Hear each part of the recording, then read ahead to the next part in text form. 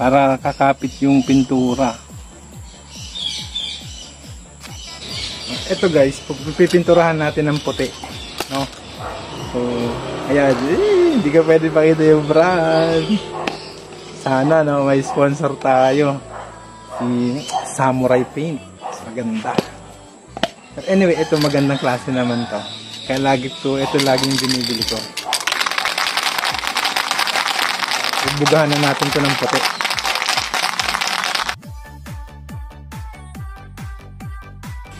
And so, wag mong panggigigila, no? So, pag pipintura ko nito, kailangan mahaba pasensya mo. So, paunti-unti lang para maganda yung kalalabasan, quality, kumbaga. Mabilis lang din naman ito matuyo. Siguro mga 10 to 15 minutes tuyo na siya. Lalo na hindi ganito mahangin. No? And especially, syempre, mas mabilis pag mainit. Ay, tara. So ito guys, wag masyadong malapit. Kasi pag malapit at nanggigil ka, pag piniga mo to, magtutulo siya. Pangit yung kalalabas. Kailangan medyo malayo ng konti. So guys, pag nagpintura kayo nito, pag nakita nyo na parang hindi pa ganun even yung kulay, wag mong panggigilan. Hayaan mo muna matuyo. Tapos, tsaka mo birahin ulit. Bugahan mo ulit. Hanggang sa kumapal siya, papantay yung kulay niya. Shoutout naman! Hi, man! Shoutout nga pala sa aking kapitbahay. Yawn! Bili kayo sa kanya ng honeybee. Yun. Ayan guys, unti-unti na siyang pumapantay na yung kulay. Ayan guys, maganda-ganda na yung kapal niya, pero papasadaan pa natin ng isa para talagang clear yung white yung kulay. Habang hinintay natin tumatuyo, tirahin naman natin yung tin.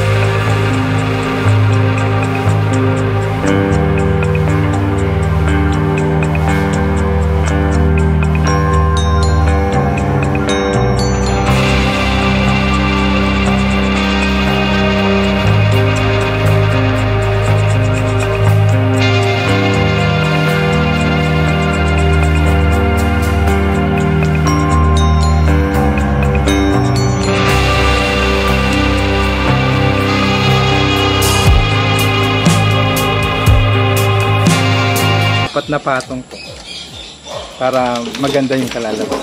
Ay, so gawin na natin.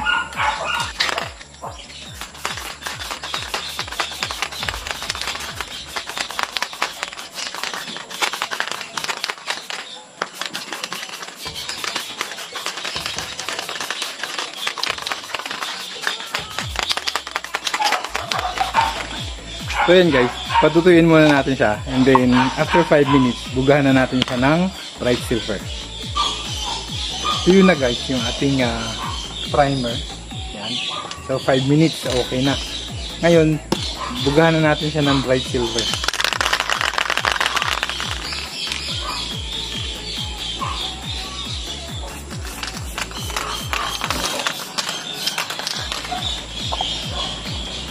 Yun guys, ulit manipis lang muna. Bah, ang ilaw na siya, bright silver. So patuyuin muna natin siya kahit mga 2 to 3 minutes. Ayan guys, okay na ulit. Yun, tuyo na yung ating bright silver. Ngayon, susunod na natin itong Honda Red. Ayan guys, tapos na yung ating Honda Red. Ayan, tuyo na rin siya. Ngayon, bubugahan na natin itong clear acrylic na top coat.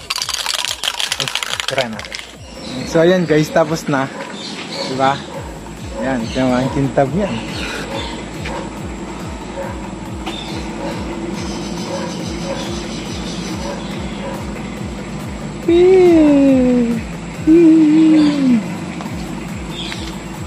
Okay, so ayan. So, eto na guys yung ating finished product. Okay. So, medyo mahaba na itong video na to. So, maraming salamat sa pagsubaybay and watch out for episode number 3. And thank you for watching.